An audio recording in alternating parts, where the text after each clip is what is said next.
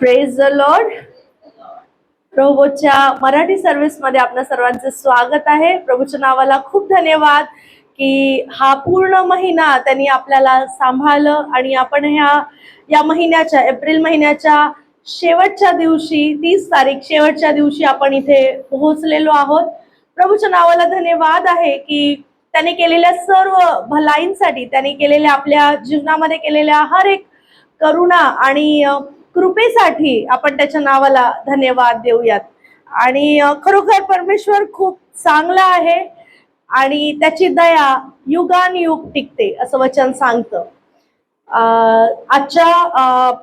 आजच्या मननाकरिता जे वचन आपल्याजवळ देवानी दिलेलं आहे, तर या वचनाकडे जाण्याच्या अगोदर आपण आपल्या स्वतःला तयार करूया, आपल्या मनाची भूमी तयार करूया की जेणेकरून वचनाने आपली भेट घ्यावी, वचन आपल्याशी बोलावं, वचनाने आपल्या हृदयाची स्थिती, देवाला आपली प्रत्येकाची स्थिती ठाऊक आहे. आणि जेव्हा वचन बोललं जातं, जेव्हा प्रचार होतो, जेव्हा देवाच्या वचनातून काही गोष्टी सांगितल्या जातात, त्या आपल्या परिस्थितीनुसार आपल्या जीवनामध्ये काम करण्यासाठी त्या प्रभावशाली असतात. त्यामुळे हे आपण ठरवायचं असतंय की आपण कसं घेतोय. जर आपलं मन तयार आहे तर देव भरण्यासाठी तयार आहे.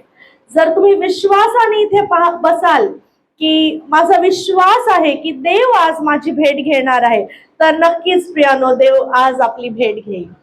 या आपण प्रार्थना करूया. स्तुती धन्यवाद प्रेमळ पित्या, प्रभू येशूच्या नावामध्ये आम्ही तुझ्या चरणाजवळ येतो. दे बाप्पा, या रात्रीच्या समयी प्रभू तू आज संपूर्ण दिवसभर प्रभू आमच्या सहाय्यक झालास, आम्ही धन्यवादित आहोत प्रभू. दे बाप्पा, आता जेव्हा तुझ्या वचनातून आम्ही मनन करत आहोत प्रभू, तुझ्या वचनाच्या द्वारे तू आमची भेट घे. दे बाप्पा, इथे बसलेल्या प्रत्येकावरती आणि प्रभू ऑनलाईन ऐकणाऱ्या प्रत्येकावरती प्रभूजी तुझी कृपा दृष्टी असू देत प्रभू. आज प्रभू तू आमच्याशी बोल. दे बाप्पा, पवित्र आत्मा, आम्ही तुम्हाला लाभ करतो की तुम्ही इथे या ठिकाणी येऊन आमच्याशी बोला. आमच्या हृदयाच्या अवस्थेतून प्रभू आम्हा प्रत्येकाचे विचार प्रभू तुम्ही जाणता, तुम्हाला ठाऊक आहे. आम्ही तुमच्यापासून काही एक लपवू शकत नाही. अशा स्थितीमध्ये देखील दे बाप्पा, तुम्ही अनुग्रहकारी, तुम्ही कृपाळू आणि दयाळू आहात. राजा, आम्ही तुमच्या हाती पुढची वेळ सोपवतो. आज तुम्ही आमची भेट घ्या. प्रभू येशूच्या पवित्र नावात मागतो, आमेन. Praise the Lord. आजचा विषय आहे, थोडासा तुम्हाला ऐकण्यासाठी वेगळं वाटेल, परंतु प्रभूच्या वचनातून जेव्हा देव आपली भेट घेतो तर त्यावेळेस ते आपल्यासाठी आशीर्वादाचं कारण ठरते. आज माझा विषय आहे की खेकड्यांच्या मनस्थितीतून बाहेर पडा. खेकडे माहितीत? खेकडे खूप लोकांना खेकडे खाण्यासाठी आवडतात, पण ही एक मनस्थिती आहे, खेकड्यांची एक मनस्थिती आहे. तुम्ही पहा, जेव्हा मासे विकणारे जे लोक असतात त्यांच्या टोपलीमध्ये खेकडे असतात आणि आपण जेव्हा त्यांना चालताना पाहतो ते आपल्याला आवडत नाही, बघण्यासाठी फार अजीब, फार वियर्ड असतात, ते दिसतात. परंतु खेकड्यांमध्ये एक गुणधर्म आहे की जेव्हा एखादा खेकडा चालत असेल तर तो दुसरा त्याला धरून खाली ओढतो, त्याला धरून पाठीमागे ओढायचा प्रयत्न करतो. खेकडे कधीही एकमेकांना वर किंवा पुढे जाण्यासाठी प्रवृत्त करत नाहीत. खेकडे नेहमी पाठी आणायचा प्रयत्न करतात. तर प्रियानो, आज आपण तेच देवाच्या वचनातून मनन करणार आहोत की खेकड्यांच्या मनस्थितीमध्ये राहू नका. एकमेकांसाठी उत्तम किंवा चांगलं करणं हे जर आपल्याला शक्य आहे तर आपल्याला ते करायला पाहिजे असं देवाचं वचन सांगतं.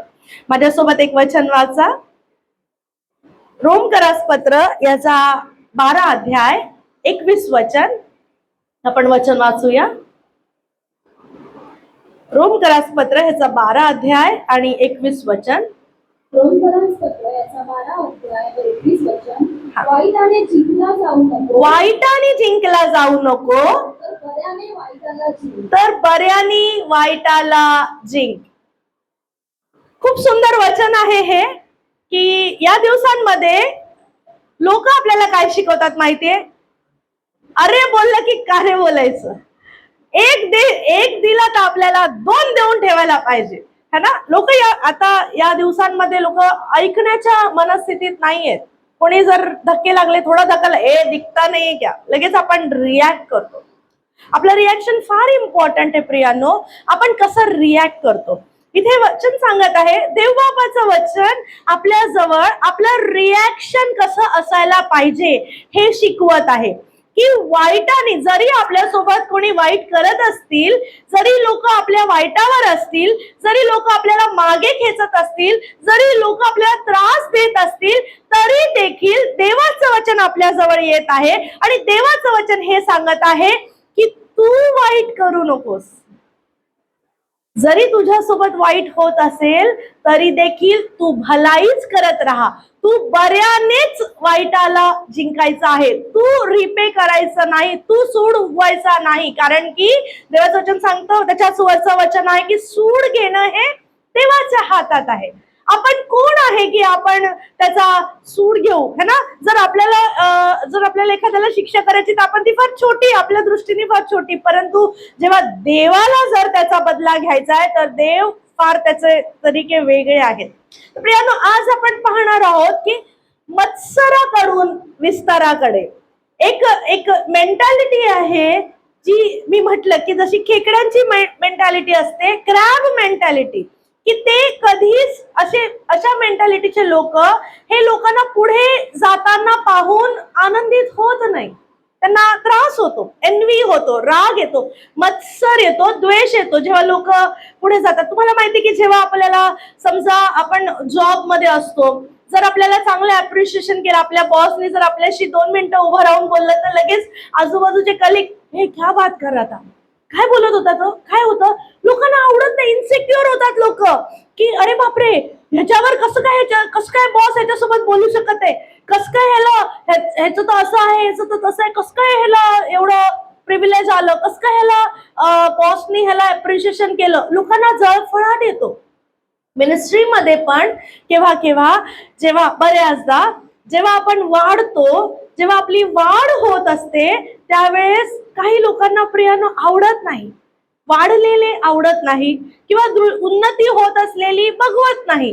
मग अशा वेळेस ते लोक अनेक कारणास्तव आपल्यासाठी अडखळण लावून ठेवतात.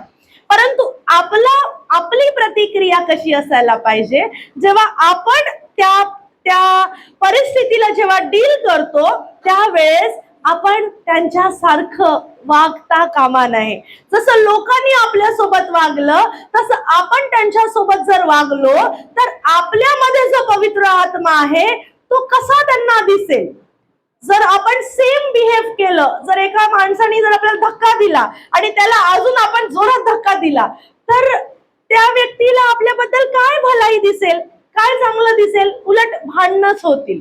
परंतु आपण जर म्हटलं अरे इट्स ओके, ओके ठीक आहे भावा, ओके ठीक आहे, तर ती व्यक्ती विचार करण्यासाठी प्रवृत्त होते की अरे मी एवढा धक्का दिला, एवढं मी प्रयत्न केला, पण ह्यानी रिॲक्ट नाही केलं तसं, है ना. बायबलमध्ये एक व्यक्ती आहे, उत्पत्ती याचा 26 अध्याय, आणि हा अध्याय आपल्या खूप जवळचा आहे. इसहाक त्याचं नाव आहे आणि आपल्याला सगळ्यांना माहिती आहे इसहाकासोबत जे काही झालं ते आपल्या सगळ्यांना माहिती आहे, है ना. वचन आपण वाचूया, उत्पत्ती याचा 26 अध्याय आणि त्याचा 12 वचन आपण वाचूया, 12 आणि 13 वचन वाचूया, 14 पण.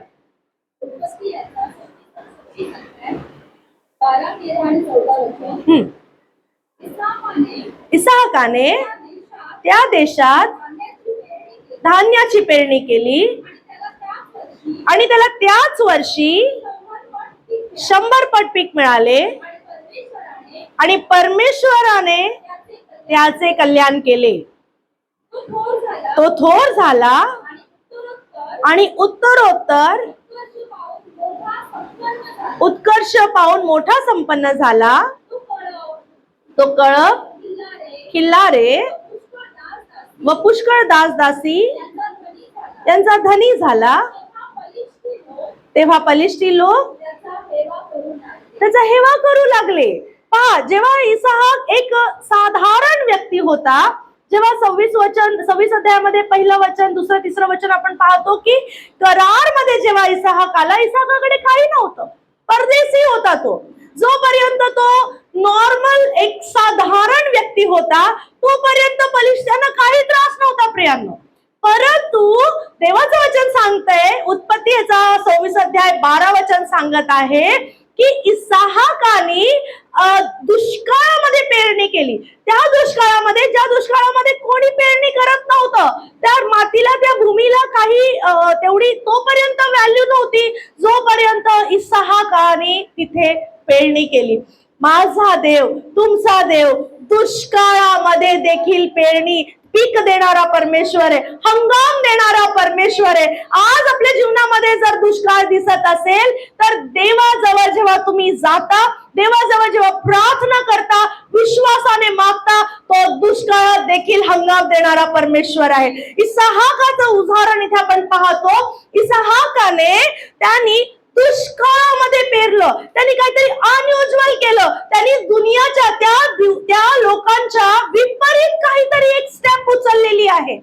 जेव्हा लोक दुष्काळामध्ये शांत बसलेले आहेत, बलिष्ठी लोक शांत बसलेत की अरे दुष्काळ आहे, अरे दुष्काळ आहे, अरे दुष्काळ आहे, पण इसाहाकाने एक ऍक्शन घेतली.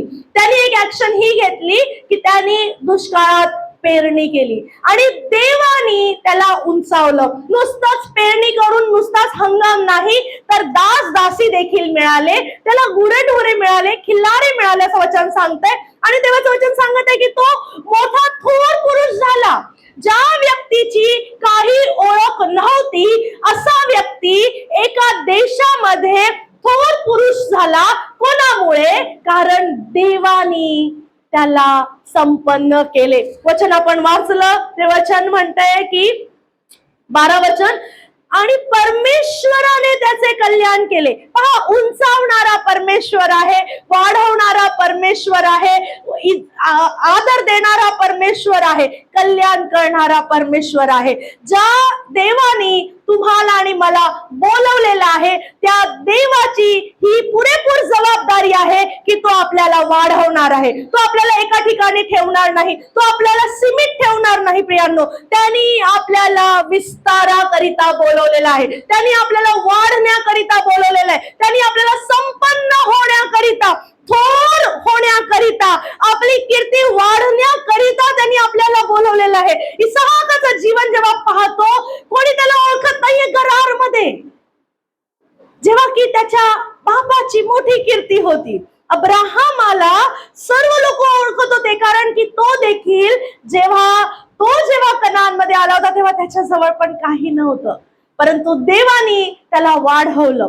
जेव्हा इसाहाक, या ठिकाणी इसाहाक एकटा आहे, त्याच्यासोबत अब्राहम नाहीये, सारा तर आधीच देवा घरी गेली होती. इसाहाक एकटा आहे, एकटा व्यक्ती, परंतु त्याच्यासोबत जेव्हा देवाचे अभिवचन आहेत की माझ्या बापासोबत जो देव होता, माझ्या बापाला ज्या देवानी वाढवलं, माझ्या बापाला ज्या देवानी 100 वर्षापर्यंत अभिवचनाकरिता ठेवलं, अभिवचनाचा पुत्र म्हणून मला दिलेला आहे, तर मी दुष्काळात मरणार नाही. मी अभिवचनाचा पुत्र आहे, मी कॉन्कर करणार, मी जयवंत आहे, मी दुष्काळात मी हार मानणार नाही, मी परदेशी बनून मी तसाच त्या परदेशी लोकांमध्ये मी गुलामगिरीत राहणार नाही.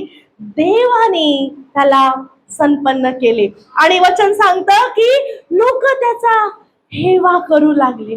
जेव्हा आपण वाढतो, जेव्हा आपली उन्नती होते, लोक हेवा करू लागतात. एक झाड, आंब्याचं झाड, जेव्हा त्याच्यावर आंबे नसतात कोणी दगड मारत नाही. मारतात का? अरे पानं छान दिसतायत, चला दगड मारून पानं पाडूया, नाही. पण जेव्हा त्याला कैऱ्या लागतात, जेव्हा त्याला कैऱ्या जेव्हा पिकायला लागतात, प्रत्येक जणाचं नजर त्या झाडावर असते. यावर्षी आंबे कैऱ्या लागल्या, तोडायला पाहिजेत, दगड मारायला सुरुवात करतात. आपण असं म्हणू नाही शकत आहे की आम्हाला दगड मारू नका, नाही नाही आम्हाला नको, आम्हाला हे नको. तुमच्या फळांमुळे तुम्हाला त्या परिस्थितीतून जावं लागतं. जेव्हा दगड लागतात, जेव्हा आपल्या अंगावरती एलिगेशन्स येतात, जेव्हा दोष येतात, तेव्हा समजायचं आपला वाढण्याचा सीझन आलेला आहे, आपला आंब्याचा हंगाम आलेला आहे, आपला फळ देण्याचा सीझन आलेला आहे. म्हणून लोक हेवा करू लागतात. जेव्हा लोकांना असं वाटतं, जेव्हा का लोकांना इन्सिक्युरिटी होते, इसहाकासाठी लोकांना इन्सिक्युरिटी का झाली? कारण तो वाढत गेला आणि लोकांना भीती वाटायला लागली की अरे आता हा पूर्ण देशामध्ये हा देश काबीज करून घेणार, हा पूर्ण गरार काबीज करून घेणार. म्हणून ते लोक त्याला सांगतात, तू इथून निघून जा, तू इथून आमच्यापासून निघून जा. आणि इसहाक तिथून पुढे जातो. जेव्हा वचन आपण पाहतो, 20 वचन वाचूया. तेव्हा गरार येथील खुराकी इसहाकाच्या खुराख्यांशी भांडले व म्हणाले की हे पाणी आमचे आहे. त्यावरून त्याने त्या विहिरीचे नाव एसेक म्हणजे कलह असे ठेवले, कारण त्यांनी त्याच्याशी कलह केला. पहिली स्टेप, जेव्हा आपण वाढायची, आपल्याला जेव्हा वाढायचा असतो तेव्हा लोक आपल्यासोबत वाद घालतात, लोक आपल्यासोबत कलह करतात. जेव्हा एसेक आपल्या लाईफ मध्ये, जेव्हा आपण एसेकचा फिलिंग येते, जेव्हा आपल्या जीवनामध्ये आपल्याला कलह हा एक्सपिरियन्स करतो, तेव्हा समजायचं की माझी वाढ नक्कीच आहे. ज्या वेळेस आपल्याला अशी प्रसंग येतात, जेव्हा आपल्याला ऑफिसेस मध्ये, आपल्या घरामध्ये, आपल्या आजूबाजूचे लोक, आपले इतर लोक, जेव्हा आपल्याला ते त्रासदायक होतात, जेव्हा ते आपल्यावरती दोष लावतात, जेव्हा ते कलह, तेव्हा ते आपल्यावरती काही वाईट एलिगेशन्स लावतात, त्यावेळेस समजायचं की आपल्याला पुढे जायला पाहिजे, आपल्याला पुढे जायला पाहिजे. इथे थांबता कामा नये. इसहाक इथे थांबला नाही. इसहाकची प्रतिक्रिया खूप इम्पॉर्टंट आहे प्रियानो. तो ब्लेस ह्याच्यासाठी झाला कारण त्यांनी अशा पद्धतीने रिॲक्ट केलं, त्यांनी दुसरी विहीर खणली. तो विहीर खणण्यासाठी तो थांबला नाही, तो आपले प्रयत्न करत राहिला. एक विहीर जर बुजवली, लोकांनी येऊन ती विहीर बुजवली जी त्याचीच होती, पण तो त्यांच्यासोबत लढला नाही. बऱ्याचदा सिच्युएशन्स असे येतात, आपल्याजवळ बोलायला खूप काही असतं, परंतु देव म्हणतो लढू नको, पुढे चाल, दुसरी विहीर खण. हा कलह तुझ्यासाठी नाही आहे. हा कलह, जर तुझ्या जीवनामध्ये हा कलह आला आहे, या कलहापासून पुढे चाल, इथे थांबून राहू नको. म्हणून इसहाकाने दुसरी विहीर खणली. पुढचं वचन वाचूयात आपण, 21 वचन. मग त्यांनी दुसरी विहीर खणली, तिच्यावरून ते भांडले, म्हणून त्याने तिचे नाव सित्ना म्हणजे वैर असे ठेवले. हा, दुसरी विहीर, वैर. कलह हे भांडण आहे. पहिलं, जेव्हा आपण भांडणांना प्रतिसाद देत नाही, त्याचं रूपांतर वैरात होतं. आणि तिथेही आपल्याला इसहाक हे शिकवत आहे, इसहाकाच्या जीवनातून आपण हे शिकतो, आपण वैर करायचे नाही. ही विहीर आपल्यासाठी नाही, आपल्याला पुढे जायचंय. जर आपल्याला विस्तार बघायचा आहे तर आपल्याला कुठल्याही कलहात थांबता कामा नाही, कोणाही बरोबर वैर बनता कामा नाही. आपल्याला पुढे जायला पाहिजे. हे का झालं? इसहाकाच्या जीवनामध्ये हे अडथळण का आले? त्यांनी विहिरी बुजवल्या. ह्याचा अर्थ काय माहिती? त्यांनी पुरवठा बंद करायचा प्रयत्न केला, त्यांनी त्यांचा प्रोव्हिजन बंद करायचा प्रयत्न केला, त्यांनी त्याचा इनहेरिटन्स होता, जो वारसा होता, त्यांनी तो वारसा हिसकावून घेण्याचा प्रयत्न केला. परंतु इसहाक हा कंटिन्युएशन मध्ये, त्यांनी सातत्याने मेहनत केली, त्यांनी विहीर खणायचे थांबवले नाही. त्याला माहित होतं की माझा देव मला नक्कीच वाढवेल. ज्या देवानी मला इथपर्यंत आणलं, ज्या देवानी मला एकट्याच एवढं मोठं धनी बनवलं, तो देव इथे देखील मला फुलफिल करेल, इथे देखील तो मला फलद्रूप करेल. तो वैऱ्यांच्या त्या जागेवर तो तिथे थांबला नाही. त्यांनी मूव्ह ऑन केलं. मूव्ह ऑन करून त्यांनी तिसरी विहीर खणली आणि तिसऱ्या विहिरीचं नाव रहोबोत होतं. प्रियांनो, आपण रहोबोत आहोत. आपण एसेक नाही, आपण सितना नाही. जर लोक आपल्या बरोबर कलह करायला प्रयत्न करत असतील, त्यांना माहित पडू द्या, आम्ही एसेक नाही. जर लोक आपल्यावरती वैरी बनलेले आहेत, लोक आपल्या बरोबर दुश्मनी करत आहेत, लोक आपल्याला मागे खेचायचा प्रयत्न करत आहेत, लोक आपल्याला खाली पाडायचा प्रयत्न करत आहेत, लोक म्हणत आहेत अरे त्यांना भेटू नका, त्यांच्याकडे जाऊ नका, अरे ते लोक काही पण आहेत, काही पण करतात, अरे त्यांना माहिती पडू द्या, आम्ही सितना नाही, आम्ही रहोबोत आहे, आम्ही विस्तार आहे.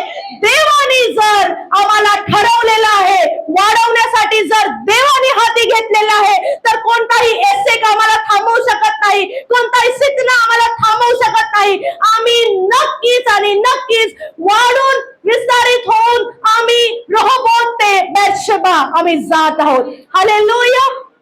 मी तुम्हाला काय सांगू इच्छिते, देवाचं वचन, देवाची योजना ही सर्वश्रेष्ठ योजना आहे.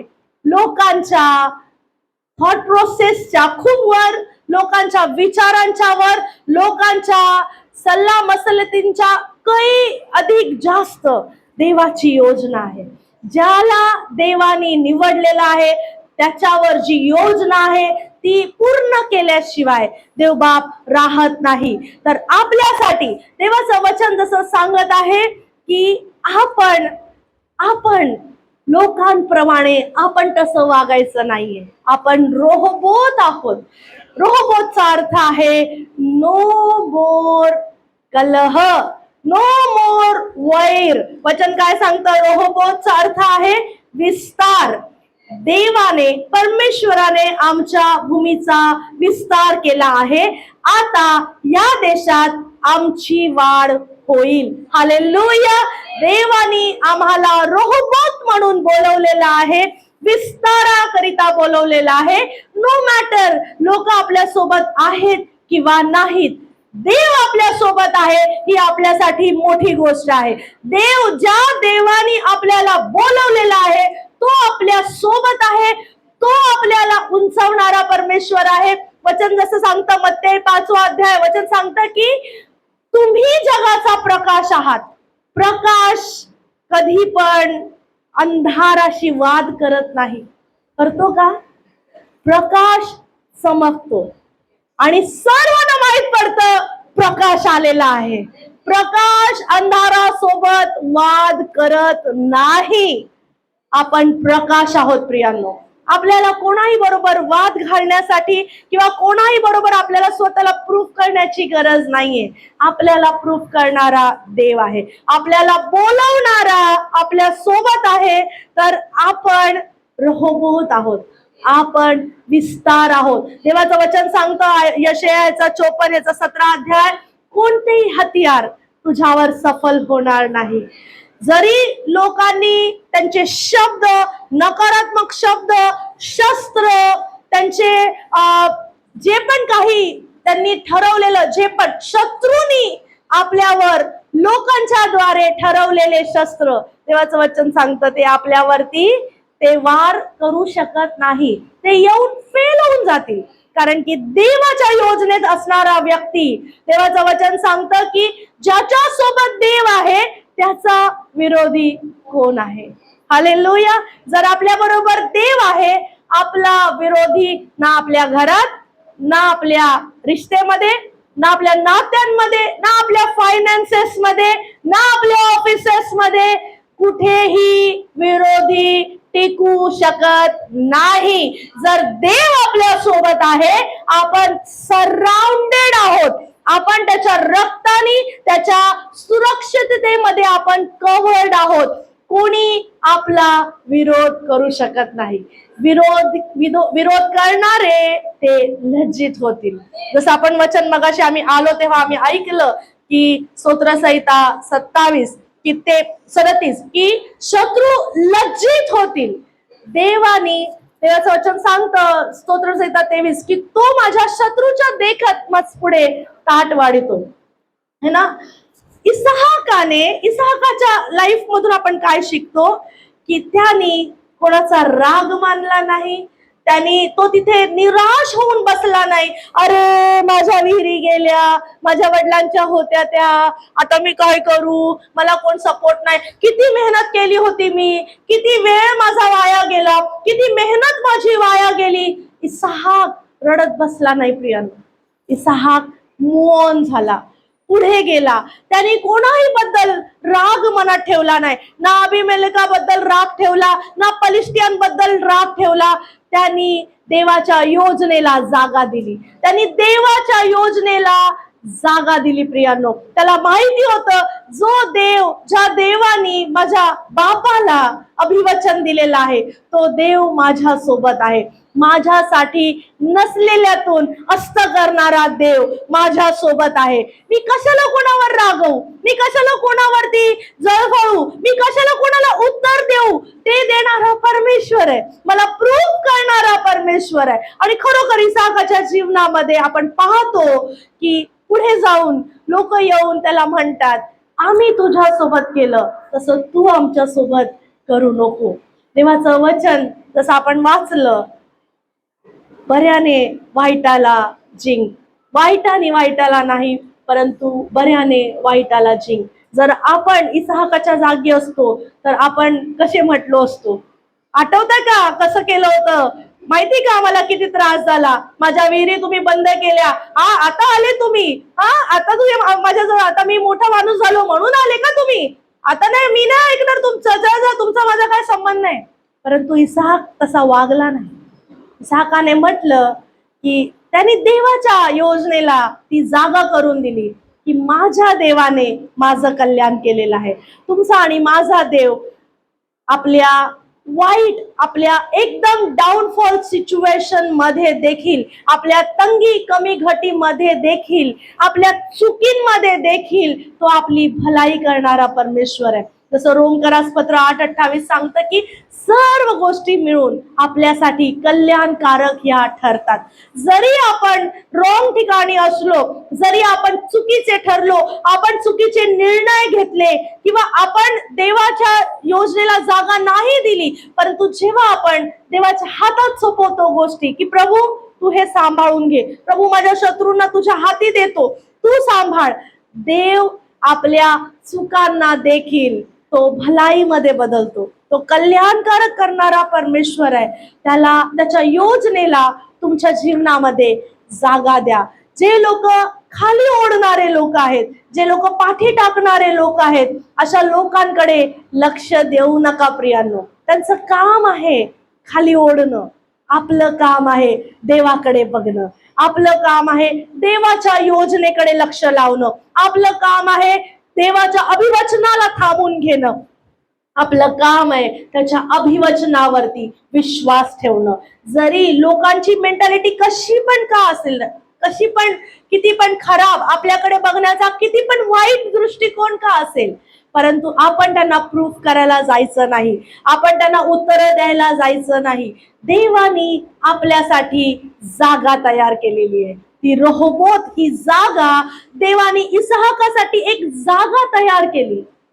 एसेक मध्ये नाही, सित्नामध्ये नाही, रहोबोत मध्ये अशी जागा जिथे कोणी कब्जा करायला येत नाही, अशी जागा जिथे कोणी तुमच्यावर एलिगेशन्स लावत नाही, अशी जागा जिथे कोणी तुमचे दोष काढत नाही, अशी जागा जिथे कोणी तुम्हाला मागे खेचत नाही, अशी जागा जिथे तुमची उन्नती आणि विस्तारच आहे. म्हणून प्रियांनो, त्या मत्सराकडे लक्ष देऊ नका जो एसेक मध्ये आहे, त्या वैरकडे लक्ष देऊ नका जो सित्नामध्ये आहे. लक्ष द्या रहोबोत मध्ये, जिकडे विस्तार आहे, जिकडे देवाने आपल्यासाठी विस्तार ठेवलेला आहे. येशू ख्रिस्ताच्या नावामध्ये आपल्याला देवानी उन्नतीसाठीच बोलवलेलं आहे. देवानी आपल्याला खाली पाडण्यासाठी किंवा नाशात राहण्याकरिता किंवा दरिद्रीमध्ये राहण्याकरिता नाही, तर जिवंत देवाचे पुत्र म्हणून ओळखले जाण्याकरिता देवाने आपल्याला एक नवीन ओळख दिलेली आहे. येशू ख्रिस्ताच्या रक्तामध्ये, त्याच्या वाहिलेल्या रक्ताच्या द्वारे आपल्याला एक नवीन ओळख मिळालेली आहे. आपण देवाचे पुत्र आहोत, आपण इसहाक आहोत, आपण अभिवचनाची संतान आहोत. आणि जर तुम्ही आणि मी अभिवचनाची संतान आहोत तर कोणताही वैर आपल्याला मागे खेचू शकत नाही, कोणताही कलह आपल्याला मागे थांबून ठेवू शकत नाही. आपण निश्चित आणि निश्चित विस्तार पाहणार आहोत. हालेलुया. मी तुम्हाला एनकरेज करू इच्छिते, खेकड्यांच्या मनस्थितीमध्ये राहू नका. नाही आपण कोणासाठी पाय ओढणारे बना. आपल्याही मनामध्ये कोणाही विषयी वाईट किंवा वैर नसावे. लोकांना ब्लेस करा, जसं इसहाकाने अभिमेलेखाला ब्लेस केलं, त्याला ब्लेस करून दिलं, आशीर्वादित केलं. कुठल्याही प्रकारचा दोष त्याला लावला नाही. जसं योसेफाने आपल्या भावांना माफ केलं. योसेफाने वचन सांगतं की योसेफ म्हणतो की तुम्ही मला त्या खड्ड्यात टाकले नाही, माझ्या देवानी मला या प्रोसेस मधून आणलं आणि देवानी माझं कल्याण केलं. तर मी तुम्हाला का म्हणून तुम्हाला दोष लावू? कधीही आपल्या लाईफ मध्ये कोणालाही दोष लावू नका प्रियांनो. देवाच्या योजनेला तुमच्या जीवनामध्ये काम करू द्या. जेव्हा आपण शांत राहतो, जेव्हा आपण बोलतो तेव्हा देव शांत राहतो. परंतु जेव्हा आपण शांत राहतो तेव्हा देव तो पहल करतो, तो बोलतो, तो वार करतो, तो सूड घेतो, तो न्याय करतो. म्हणून नेहमी आपण शांत राहून देवाच्या योजनेला वाट करून द्या की देवाची योजना आपल्या जीवनामध्ये पूर्ण होऊ देत. जशी इसहाकाच्या जीवनामध्ये देवाची योजना पूर्ण झाली. धुळीतून उचलून त्यांनी श्रीमंताच्या गादीवर बसवणारा परमेश्वर आहे. आज आपल्याही जीवनामध्ये असे प्रसंग असतील की जिथे लोक आपल्याला मागे खेचत आहेत, जिथे लोकांना आपली भलाई, आपला आनंद, आपली खुशी बघवत नाही. आपण गाडी घेतली, लोकांना बघवत नाही. आपण नवीन घर घेतलं, लोकांना बघवत नाही. बरेच लोक असतात असे की त्यांना ते बोलतात, कॉंग्रॅच्युलेशन बोलतात, येऊन मोठ्याने बोलणार, अरे पार्टी दो, पण मनात आतमध्ये आपली पाठ फिरल्यानंतर अरे कशी काय घेतली असेल, कुठून आणले असेल एवढे पैसे, लोन केलं असेल का, कॅश देऊन केली का, कुठून आले, कोणतं काम करतात हे लोक असेच आहेत. ते आपल्या तोंडावर आनंदी होऊन खुशी बोलतात, परंतु पाठ फिरल्यानंतर लोक आपल्याबद्दल चांगलं बोलत नाही. ही खेकड्यांची मनस्थिती आहे. आपल्यालाही अशी खेकड्यांच्या मनस्थितीमध्ये अडकून राहायचं नाही प्रियांनो. प्रति दिवशी देवाला त्याच्या योजनेसाठी तुमच्या जीवनामध्ये काम करू द्या. प्रत्येक दिवशी जेव्हा सकाळी आपण उठतो, झोपेतून उठतो, तेव्हा देवाला सांगा, प्रभू आज तुझी योजना माझ्या जीवनामध्ये पूर्ण करू देत. जेव्हा आपण असं म्हणतो ते सर्व खेकडे आपल्या जीवनातून नाहीसे होतात. जरी कितीही लोकांनी आपल्याला थांबून धरायचा प्रयत्न केला तरी दैवी योजना ही आपल्याला उंच करते. हालेलुया. तर आज आपण इसहाकाच्या जीवनाच्या द्वारे आपण ही गोष्ट शिकलो, वाईटाने नाही तर बऱ्याने वाईटाला जिंका. निश्चितच आपण जयवंत ठरू, निश्चितच देव आपला विस्तार करेल. हालेलुया. या आपण प्रार्थना करूया. स्तुती धन्यवाद प्रेमळ पित्या, प्रभू येशूच्या नावामध्ये पुन्हा एक बार आम्ही तुझ्या चरणाजवळ येतो दे बाप्पा. प्रभूजी देवा, आज आम्ही इसहाकाच्या जीवनातून शिकलो प्रभूजी. ते बाप्पा, जिथे मत्सर आहे, जिथे वैर आहे, तिथे तुझी योजना नाही प्रभू. परंतु जिथे प्रभू क्षमा आहे, जिकडे पश्चाताप आहे, जिकडे तुझ्या योजनेसाठी वेटिंग आहे, तिकडे प्रभू रहोबोत आहे, तिकडे विस्तार आहे. हो दे बाप्पा, आज प्रभू आमच्या जीवनातून आम्ही सर्व त्या मत्सराच्या गोष्टी, त्या खेकड्याच्या मेंटॅलिटीच्या गोष्टी आम्ही काढून टाकतो ते बाप्पा. प्रभू, यदि आम्ही कोणासाठी प्रभू जर अडखळण ठरत असू तर प्रभूजी आम्ही ते अडखळण आज आमच्या मनातून, अंतकरणातून काढून टाकतो. लोकांना क्षमा करण्यासाठी अंतकरण तू आम्हाला दे राजा. माझ्या प्रेमळ बाप्पा, ज्यांनी आम्हाला त्रास दिला, ज्यांच्या शब्दाच्या द्वारे आम्ही दुखावलो गेलो दे बाप्पा, त्या सर्वांना आम्ही ब्लेस करतो, क्षमा करतो राजा. प्रभू, विस्ताराकडे आम्ही आमची वाटचाल करतो दे बाप्पा. प्रभूजी दे बाप्पा, ऐकणाऱ्या प्रत्येकावरती विस्तार बोलते प्रभूजी दे बाप्पा. त्यांच्या जीवनामध्ये जर ते एसेक मध्ये स्ट्रगल करत असतील, त्यांच्या जीवनामध्ये जर सितनामध्ये स्ट्रगल करत असतील, आज दे बाप्पा त्यांना मूव्ह ऑन करून प्रभू विस्ताराकडे तू घेऊन जा दे बाप्पा. प्रभूजी दे बाप्पा, सर्व प्रभू जे मागे खेचणाऱ्या गोष्टी आहेत दे बाप्पा, त्या सर्व मागे खेचणाऱ्या गोष्टी तू आयुष्यातून काढून टाक दे बाप्पा. आणि तुझी दैवी योजना आम्हा प्रत्येकाच्या जीवनामध्ये तू पूर्ण करून घे आणि तुझा महिमा, तुझा गौरव करून घे दे बाप्पा. ते बाप्पा प्रभू येशूच्या रक्तामध्ये प्रभू मी प्रत्येकाला ढापते प्रभू, कव्हर करते राजा. प्रभूजी तुझ्या रक्ताच्या द्वारे आम्ही जयवंत आहोत.